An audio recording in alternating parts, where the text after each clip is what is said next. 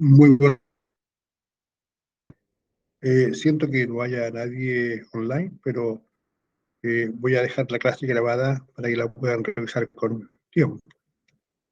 La clase de hoy tiene que ver con el objetivo número 3. Dice que es física de los átomos, individualizando los electrones que determinan las propiedades químicas e identificar la relación de dicha estructura con el sistema periódico de los elementos y con los modelos de enlace. Esto señala el objetivo.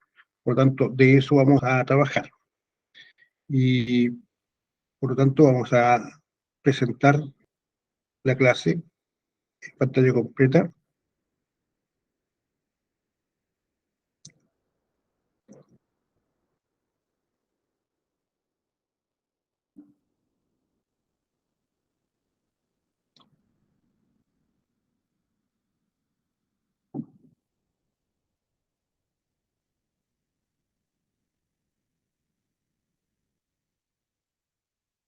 Ahí está. Dice esto que vamos a ver el átomo en el segundo nivel de enseñanza media. Vamos a partir por lo básico. ¿Qué es el átomo? Dice ahí que en la que se puede dividir la materia.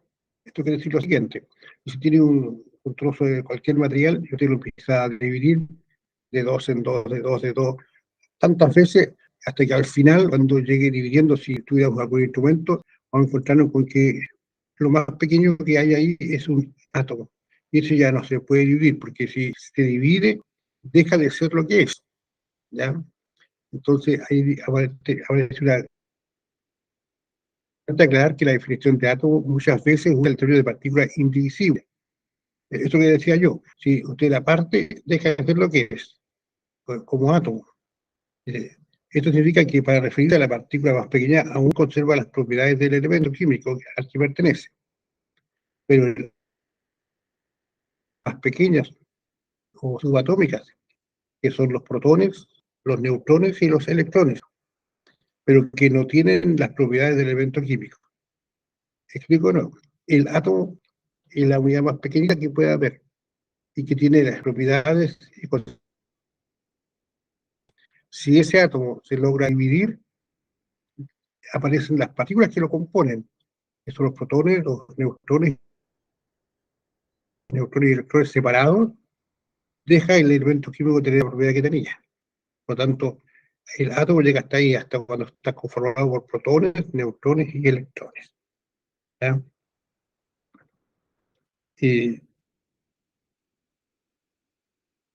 Las primeras nociones del átomo surgieron a principios del siglo XIX, los trabajos de Dalton, John Dalton es él, quien formuló la primera teoría atómica y describió por primera vez la existencia de partículas esféricas, minúsculas e indivisibles, que integran toda la materia y que son iguales entre sí en cada elemento químico.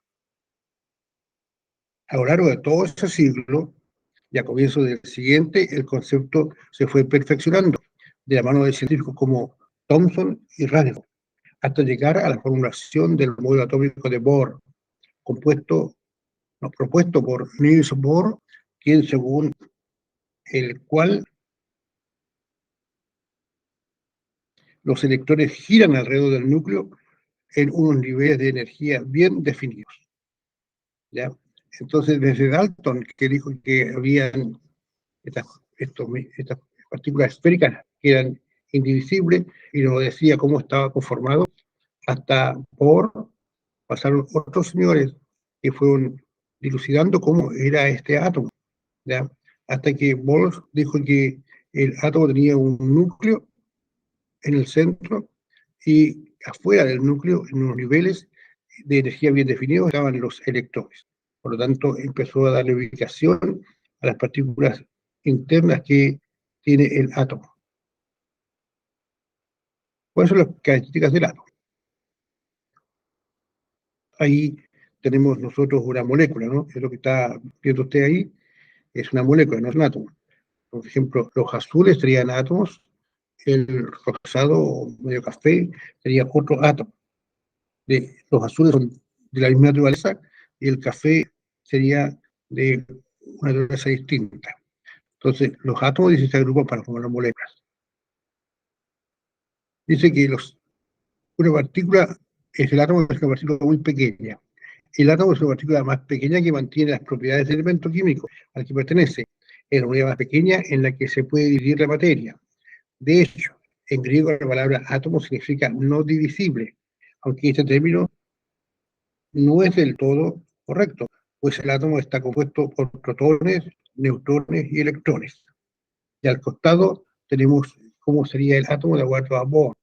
Esto, hay la parte central, hay una esfera donde donde está el núcleo, que está compuesto por protones y neutrones. En el núcleo están los protones y electrones, y neutrones. Y fuera del núcleo, en esas órbitas elípticas que están los electrones. Entonces tenemos que la idea de que los electrones están moviéndose alrededor del núcleo velozmente, rápidamente, ocupando niveles. A esos niveles le llamó Bohr niveles de energía.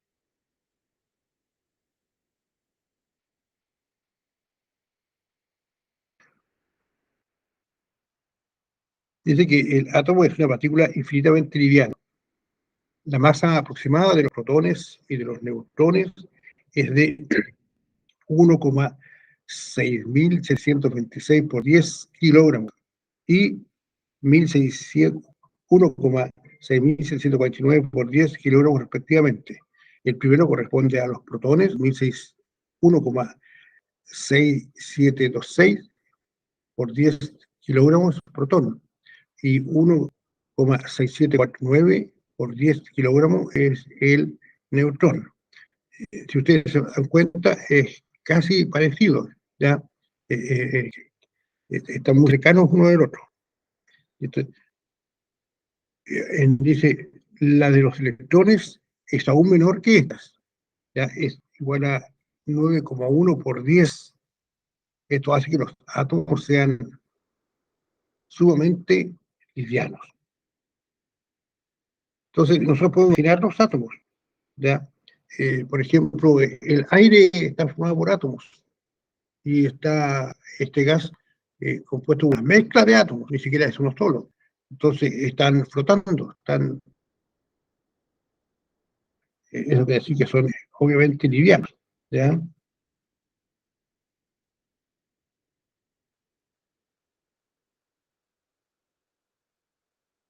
Los átomos forman moléculas.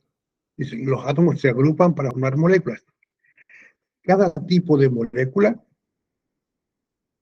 es la combinación de un cierto número de átomos enlazados entre ellos de una manera específica, y la molécula, y una molécula, ¿a dónde se fue esto? Volver otra vez.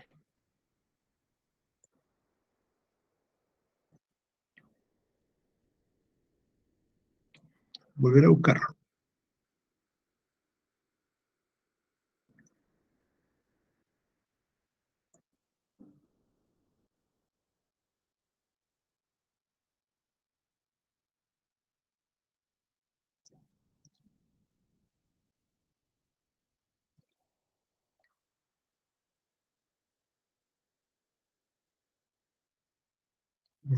Lo busco acá entonces.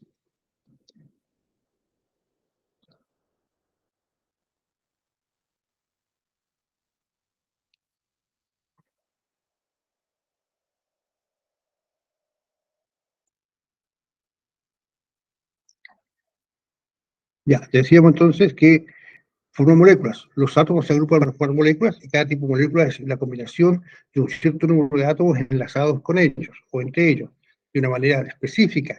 Y una molécula, yo estaba delante que me equivoqué, ¿sí? Y una molécula puede contener átomos diferentes de diferentes elementos químicos o del mismo elemento. Por ejemplo, acá hay una lámina al lado, tiene moléculas de elementos al costado izquierdo. Dice que aparece ahí el N significa nitrógeno, ¿ya? El nitrógeno atómico o diatómico está formado por dos átomos, y ahí está dibujado uno y otro, y tiene al medio una línea que es el enlace. Y como tiene dos átomos, el nitrógeno es diatómico. Abajo tenemos el ozono, O3. O3 es una forma triatómica, porque tiene tres átomos. Y el ozono son tres moléculas de oxígeno unidas entre sí. ¿Ya? El oxígeno que nosotros respiramos y que está en la atmósfera es O2, O2, o sea, diatómica. Tendría dos de estos unidos con una barriga, muy parecido al nitrógeno. ¿Ya? Acá tenemos otra molécula que es del fósforo, que dice que es tetraatómica, o sea, tiene 4 átomos para formar una molécula. ¿Ya? Dice que todas las moléculas de estos elementos que hemos visto recién están formadas por átomos que son iguales, de la misma naturaleza. La del nitrógeno acá, la del ozono acá, son 3 oxígenos y 4 fósforos en el caso de el fosfato. Al frente, por el otro lado, por el lado derecho, tenemos moléculas de compuestos, o sea, átomos de distinta naturaleza. Por ejemplo, una diatómica sería el ácido clorhídrico, el hidrógeno ahí en provisto y el cloro en verde, ácido clorhídrico. Dos átomos forman una molécula de ácido clorhídrico, HCl. Tres átomos, dos de hidrógeno, una de oxígeno, forman la molécula de agua. H2O es agua. Dos de hidrógeno, una de oxígeno es agua. Por lo tanto, el agua es una molécula triatómica. Acá tenemos el NH2, NH3. El azul es el nitrógeno y los de color gris son los hidrógenos.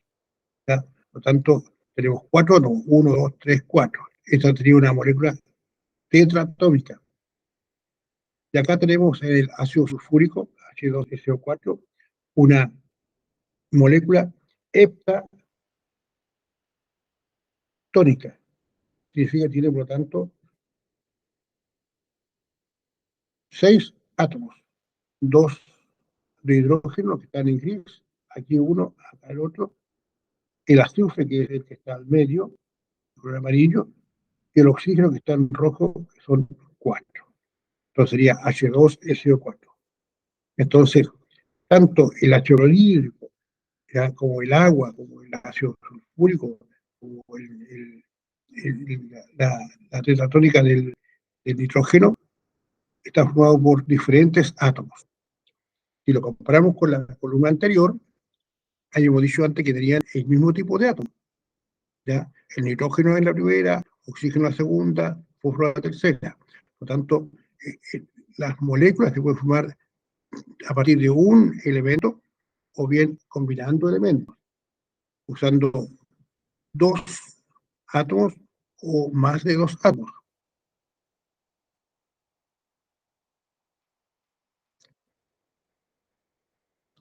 Dice que los átomos son inalterables.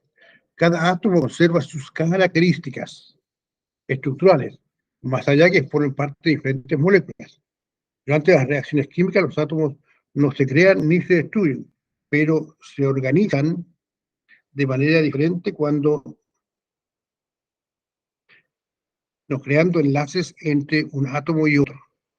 Fíjense aquí de este párrafo, lo interesante es lo siguiente, que los átomos no se crean ni se destruyen. Esto habla de una teoría que se llama la teoría de la conservación de la materia. Teoría de conservación de la materia. Eso dice que los átomos o la materia no se crea ni se destruye, sino que solo se transforma. ¿Ya? Solo se transforma. Por lo tanto, si nosotros tenemos un átomo y se combina con otro átomo, no se destruyen, sino que se van transformando en un compuesto. ¿Ya? Y pueden formar distintos compuestos. Entonces, ahí, ¿cómo se unen los átomos unos con otros? Está clasificado en tipos de enlace. El enlace químico se clasifica en enlaces iónicos, enlaces covalentes y enlaces metálicos. ¿ya? El enlace iónico es la unión entre los iones de cargas opuestas. Iones de cargas opuestas. Por ejemplo, ahí abajo está la sal o cloruro de sodio, NaCl, donde el sodio, Na, es positiva y el cloro es negativa. Ellos combinan uno a uno. Una molécula de sodio con una de cloro y forma el cloruro de sodio. O la sal común que nosotros usamos para la cocina, para uso doméstico, ¿ya? Y se unen mediante iones. Ahora, ¿qué es un ion? Resulta que decíamos que los átomos tenían en el núcleo los protones y los neutrones, y en la envoltura los protones tienen carga positiva, los electrones tienen carga negativa, por lo tanto se equilibran uno a uno, un protón, un electrón, por lo tanto los átomos son neutros.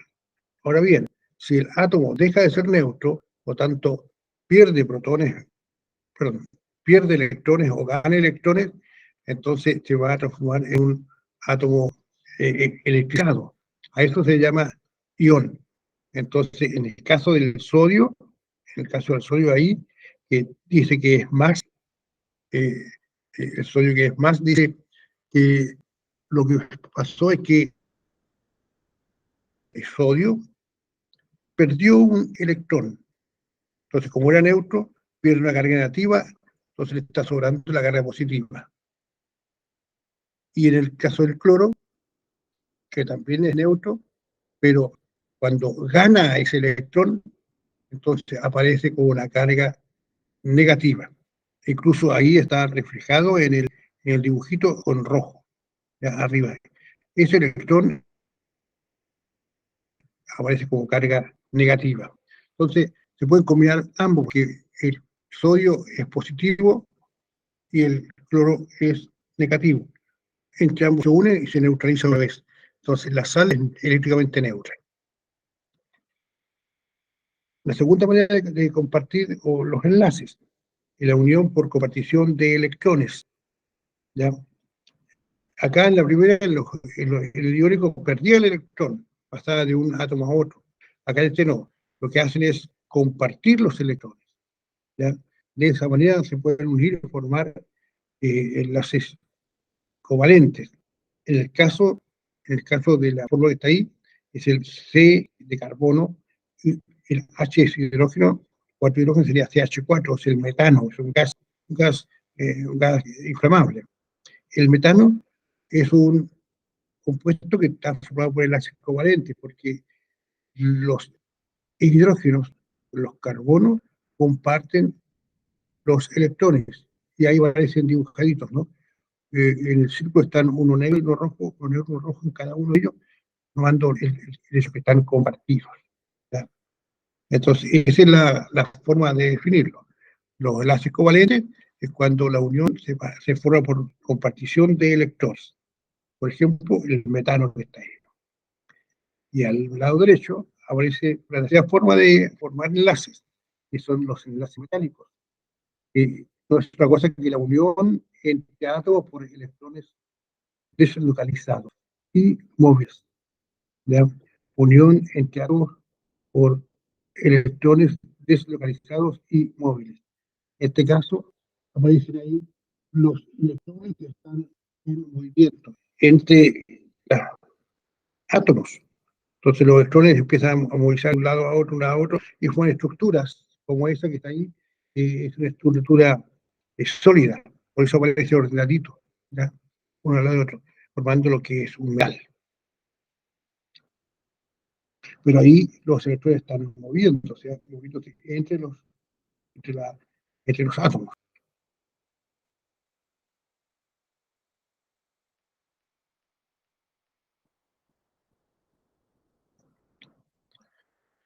Decíamos que los átomos tienen una carga, perdón, tienen una cantidad fija de protones.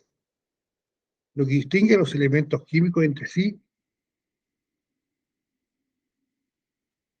es, entre muchas otras características, es el número de protones en el núcleo. En neurones se representa mediante la letra Z mayúscula y recibe el nombre de número atómico.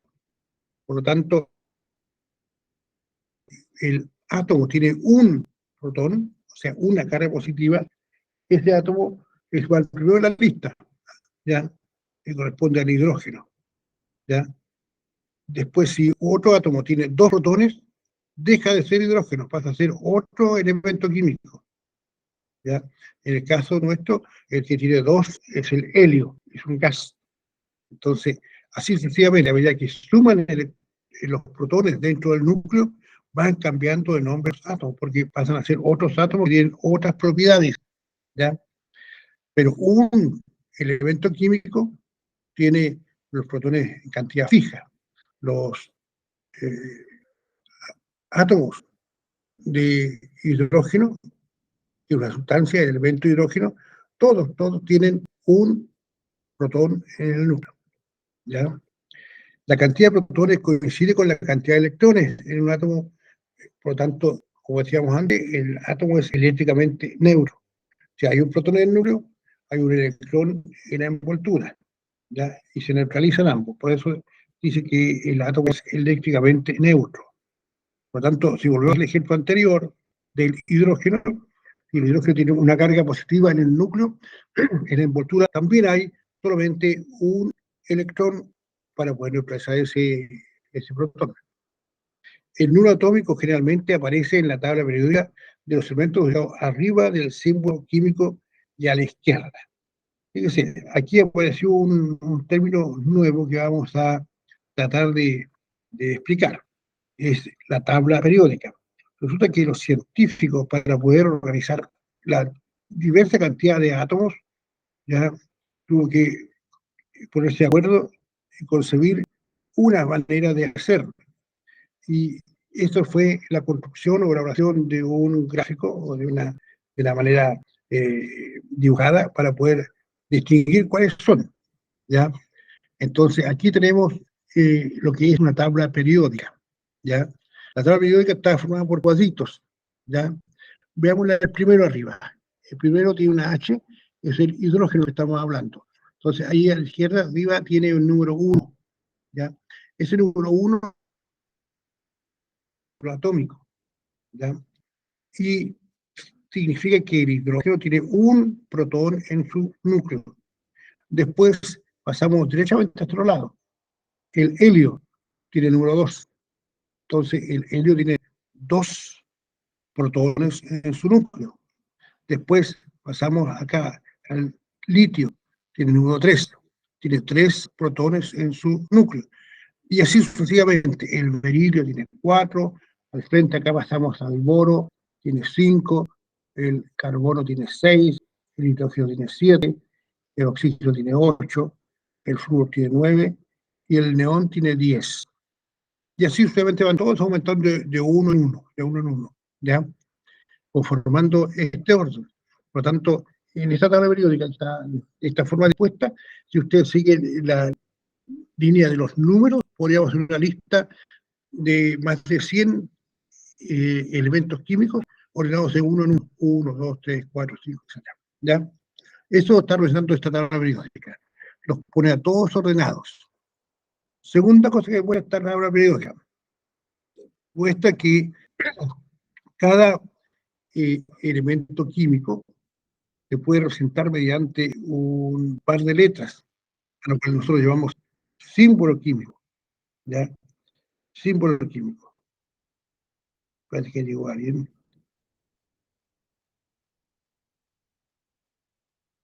No se ha visto nada. Ya, símbolo químico, ¿ya?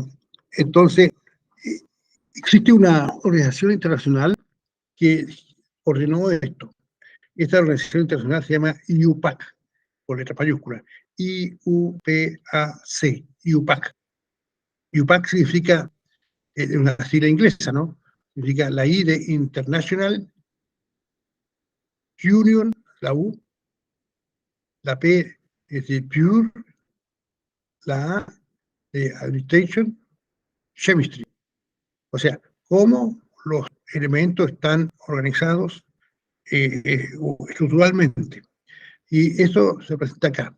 Pero además de eso, presenta que los símbolos químicos pueden llevar una letra, como el ejemplo que está en el centro ahí, en el centro que dice oxígeno, que es el número 8, o el hidrógeno que estaba en el número 1, que tenía solamente una letra, H, o el boro que está a este lado acá, que tiene una B, o el carbón una C, o el nitrógeno una N, etc. Y o bien puede tener dos letras. Y cuando tiene dos letras, la IUPAC dice que la primera es mayúscula, la segunda es minúscula. ¿Ya? Primera mayúscula, segunda minúscula. Y así sucesivamente, ¿no? Si alguien pone una cosa distinta, no se va a entender. ¿Por qué se hizo esto? Porque de esta manera, en todos los países, en todas las naciones, los científicos, si están hablando, por ejemplo, del zinc, ZN, zinc, ZN, en todas partes es el mismo zinc, ¿ya? Y no otro. Por lo tanto, es una forma de ordenar e identificar correctamente los elementos, ¿ya? Después tenemos lo siguiente, que en esta tabla periódica están ordenados los elementos no solamente por el número de protones, sino que también están ordenados de dos maneras. Las líneas que son de arriba hacia abajo se llaman grupos, ¿ya? Entonces aparece ahí arriba un grupo 1, ¿ya? Después al lado el grupo 2, ¿ya? El grupo 3, 4, etc. Hacia abajo. El grupo 1 sería el hidrógeno, el litio, el sodio, el potasio, el rubidio, el cesio y el francio. El 2, berilio, magnesio, calcio, estroncio, bario y radio, etc. ¿Ya? Al otro lado extremo, el número 18 dice helio, neón, argón, criptón, xenón, radón y uno nuevo que está ahí. ¿Ya? Y tenemos ahí, obviamente, ordenado esto de forma horizontal. Como vertical. ¿Qué ordena esto? Ordena algunas propiedades de los elementos químicos que se repiten, ¿ya? Por ejemplo, si ustedes se fijan, aquí arriba, donde está el grupo 1, hacia abajo, después del hidrógeno, están todos del mismo color. Al lado está el número 2, donde está el berilio, hacia abajo están todos del mismo color. Después el 3, el 4, 5, 6, hasta el 12, que están en el centro, ya están todos en color azul. Y después la mezcla de colores, otra vez aparecen unos cafecitos, unos un poco más rojos, unos más anaranjados, los verdes y los negros. ¿Ya? Entonces, están organizados de acuerdo a sus características y las mismas propiedades. La otra forma de verlo es en forma horizontal. En forma horizontal se llaman periodos. Tenemos el periodo 1, donde hay dos átomos, el hidrógeno y al otro lado el helio. Hacia abajo del periodo 2 tenemos 8 átomos, el litio, el berilio, el boro, el carbono, el nitrógeno, oxígeno, el fluorio y el neón. ¿Ya? 8. El número 3, que es otro periodo, también tiene 8. Sodio, magnesio, aluminio, silicio, fósforo, azufre, cloro y argón. Y después el 4 tiene hartos más elementos. El periodo número 4 tiene el potasio, el calcio, estroncio, el titanio, vanadio, cromo, manganeso, hierro, cobalto, níquel, cobre, zinc, ¿ya? Galio, germanio, arsénico, selenio, cromo y criptón. Y en ese caso tenemos los 8 anteriores más 10, son 18 átomos los que están en ese periodo, a partir del 4 hacia adelante. El periodo 5 también tiene 18, ¿ya? Y el periodo 6 tiene los mismos, es decir, los mismos, pero fíjese, ahí hay unas cosas más que indicar. Los que están aquí abajo, al final, ya, parte con el número 57, ¿ya? Entonces aquí va a estar el radio, que es el 56, empieza ahí, yo pongo el mouse, ahí al medio, antes del lutecio, van todos los que están abajo en ese verde claro, ¿ya? Y se llaman grupos de transición interna, grupo de transición interna. Y los primeros que están ahí, con el lantano, se llaman lantánidos. Y después el AC, que es el actinio, y todos los que siguen color verde, los actinios van después del radio, ahí al medio. Y después de correr todos estos elementos, siguen los siguientes. Por lo tanto, si nosotros hablamos de forma horizontal, en los periodos, ya hasta el 5 no hay problema. Luego en el periodo 6 tenemos distintos tipos de elementos. Grupos 1 y 2, grupos de transición, que son todos los azules, ¿ya? Y los grupos de transición interna, que son los que están abajo, que van metidos ahí, ¿ya? Entonces, esto representa en el fondo cuál es la configuración electrónica que tienen los elementos, cómo ellos se configuran, cómo están ordenados, ¿ya? Y espero poder alcanzar a ver eso un poquito más adelante. Los átomos también tienden a la inestabilidad. La tendencia normal de la gran mayoría de los átomos es unirse con otros átomos de su mismo tipo o de diferentes tipos, ¿ya? Para formar agrupaciones estables, es decir, compuestos químicos, porque al hacerlo se llega a una situación de la mínima energía y de máxima estabilidad. Al formar los enlaces químicos ganan, pierden o comparten electrones. Estas uniones albergan energía y eventualmente se libera como calor o como luz. ¿Ya? Fíjese bien. En esta última parte se aplica la teoría de la termodinámica, porque la teoría termodinámica, muy parecida a la conservación de la materia, dice que la energía no se crea, ¿ya? No se crea y se pierde, sino que solo se transforma. Por lo tanto, los electrones, al estar combinándose para formar enlaces químicos, van a trasladar su energía a otra forma. Ahora, aún así, si la energía es mucha, se va a formar, digamos, va a liberar como calor, porque se calientan los átomos, o bien va a desprender un destello de luz, ¿ya? Entonces, la energía se transforma en calor o en luz.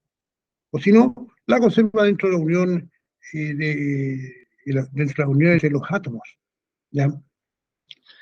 Por ejemplo, eh, nosotros sabemos que podemos alimentarnos con carbohidratos. Los carbohidratos los producen los vegetales. Y los vegetales, para formar los carbohidratos, realizan la fotosíntesis. Esto significa que captan la energía solar o luminosa para transformarla en energía química. Aplicando la ley de la conservación de la energía no se pierde, ya ni se puede crear, sino que solo se transforma. Entonces, una forma de energía lumínica cambia a energía química dentro de las moléculas de las hojas de los vegetales, específicamente en presencia de clorofila. Y esa energía de la clorofila después pasa a los compuestos químicos y va formando el vegetal, ¿ya? Y uno de ellos son los carbohidratos que nosotros usamos de alimento.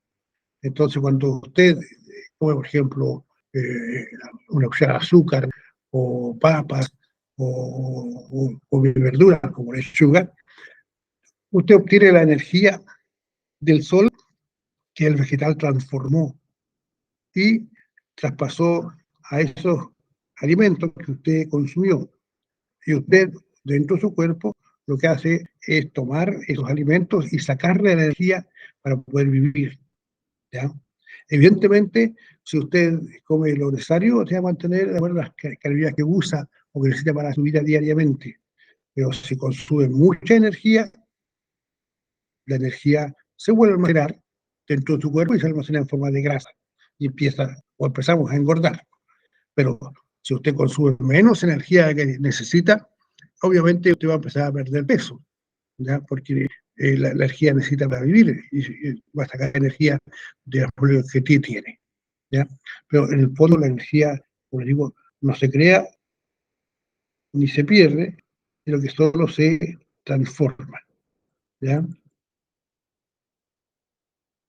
Cuando los átomos se combinan con otros, cumplen con una regla llamada la regla del octeto, lo que justifica la reactividad y formación de enlaces. Es que los átomos cumplen con la regla del octeto. Esta regla de octeto es de Lewis, el señor que la descubrió, que indica que los enlaces responden a la necesidad de adquirir la configuración electrónica y caracteriza a los gases nobles o inertes, ¿ya? Con 8 electrones ubicados en el último nivel de energía. Por ejemplo, la formación de las moléculas de agua y acetileno se pueden representar en el siguiente diagrama, donde los electrones del carbono y el oxígeno se representan en color rojo, mientras que los del hidrógeno se representan en color negro. Entonces ahí tenemos, por ejemplo, la primera molécula, que es agua, tenemos el oxígeno unido con 2 hidrógenos, entonces sería H2O, estaría formando los octetos de la manera que está acá al frente, ya al lado, dice H al lado, y tenemos 2 electrones ahí combinados con el hidrógeno, otros 2 combinados con el otro hidrógeno, y los otros combinados entre sí, y forman la regla del octeto, ¿ya? Después tenemos el acetileno abajo, en donde la molécula es C, son 2 carbonos, tanto CO2, H2, entonces tenemos hidrógeno unido al carbono, el carbono unido con 3 enlaces a otro carbono, y ese carbono con un enlace al hidrógeno. Y la forma de los octetos sería: el hidrógeno establece 2 uniones con electrones, con el carbono, al lado otras 2, tenemos 4, y acá tenemos de 2 y 2 y 2. O sea, siempre cumpliendo con los reglas del octeto. Ahora bien, para ver cómo es esto, nosotros tenemos que un poco apoyarnos en lo que es el sistema periódico que vimos antes. El carbono siempre o generalmente tiende a formar 4 enlaces químicos. 4 enlaces químicos. Si ustedes se fijan ahí, hay 3 y uno al frente con el hidrógeno, 4. O para el otro lado, 3 y uno al frente con el otro, 4. ¿Ya? 4. El hidrógeno siempre un enlace, siempre. Si vamos arriba, está el agua, también, ¿ve? El hidrógeno siempre uno, ¿ya? Sin embargo, el oxígeno tiene 2. Y esto deriva de la tabla periódica. Ahí está la tabla periódica. Fíjense bien, los elementos que están en todos los periodos, en todos los grupos, del 1 al 17, ¿ya? Pueden combinarse entre sí y formar compuestos químicos, pero el que está en el número 18, que están al final, que se llaman los gases nobles nunca se encuentran en la naturaleza combinados con otro elemento, siempre con ellos mismos, ¿ya? Entonces se dice que su configuración es pura o exacta, porque no gastan energía, ¿ya? Y tienen en su estructura esta regla de 8 electrones que se están combinando entre sí. Entonces, el helio, el neón, argón, criptón, xenón, etc., ellos no se combinan con nada. En cambio, de aquí para allá, todos los demás se combinan entre sí. Ahora bien, decíamos que el carbono que está aquí, tenía 4 enlaces, ¿cierto? ¿Qué significa esto? Que tiene en el fondo 4 espacios para llegar al gas neutro, que está al final. 1, 2, 3, 4. Entonces, en el fondo, puede perder hasta 4 electrones para quedar con 4 cargas para combinarse, ¿ya? El oxígeno teníamos con 2, puede perder hasta 2, tendríamos 1 y 2 para llegar allá. El hidrógeno, que estaba acá al comienzo, ahí decíamos que tenía siempre 1, porque para llegar al gas noble que está al frente es solamente un espacio, ¿ya? Entonces, tiene que ver con esta configuración, el tema de los enlaces que puede formar cada elemento químico.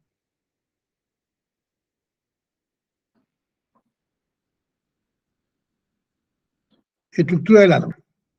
Ahí teníamos entonces nosotros el núcleo, el centro, y alrededor los electrones, ya habíamos visto antes.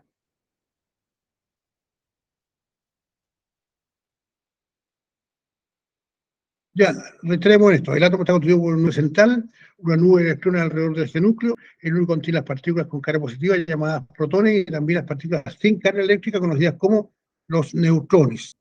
La nube de electrones de carga negativa es atraída por los protones del núcleo mediante una fuerza electromagnética.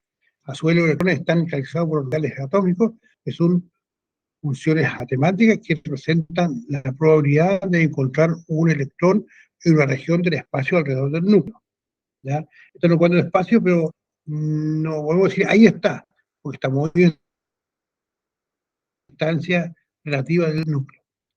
La masa del átomo está dada principalmente por la suma de los protones y los neutrones de su núcleo, ya que la masa de los electrones es infinitamente pequeña, por ende tiende a dispersarse.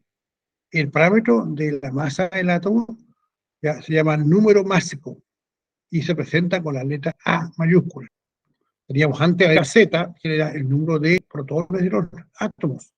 Ahora la letra A, que es el número másico, representa la cantidad de protones y neutrones. ¿Ya? Aunque el número de protones es idéntico a todos los átomos de un elemento químico dado, el número de neutrones puede variar en algunos de estos elementos. Eso pasa, por ejemplo, con el carbono o el nitrógeno, que son elementos que presentan varios isótopos.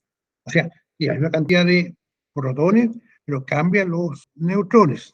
¿Ya? Por ejemplo, dice el carbono 14 o el nitrógeno 15. Los números máxicos, la suma de protones y los neutrones. Estos dos isótopos, el 14 y el 15, respectivamente, es decir, el carbono 14 tiene 6 protones y 8 neutrones, mientras que el nitrógeno 15 tiene 7 protones y 8 neutrones.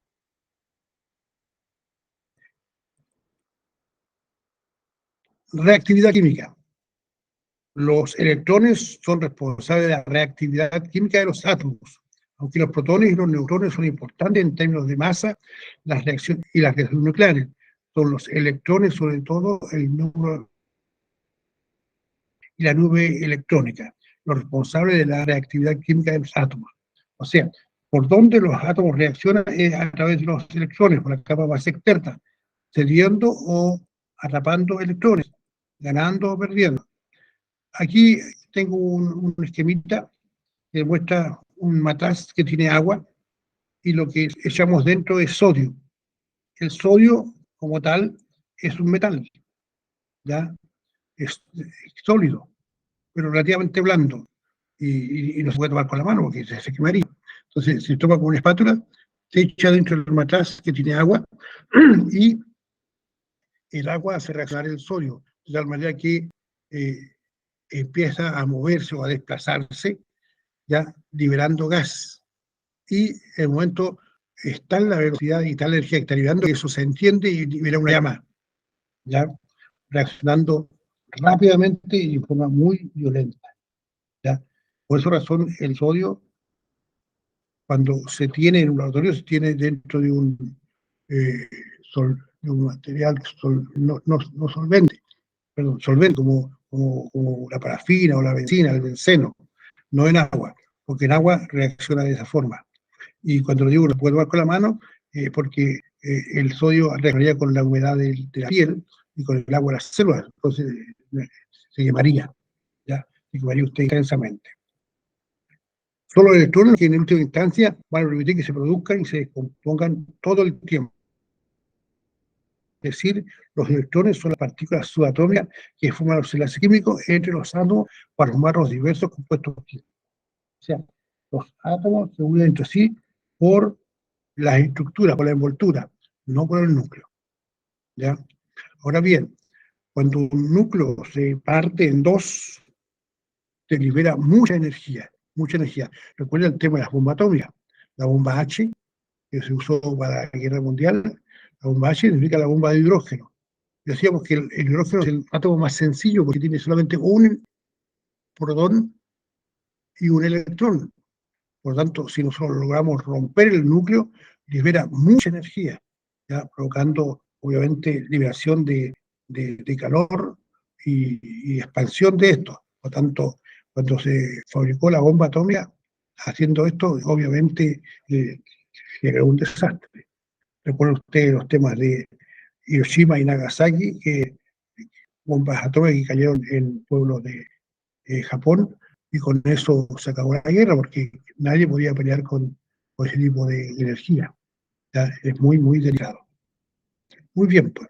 Hasta aquí la clase del día de hoy y volvemos a encontrarnos, ojalá la próxima semana y ojalá haya también más alumnos, ¿no? Que puedan ser capaces de compartir y estar en clase. Y les va muy bien. Hasta luego.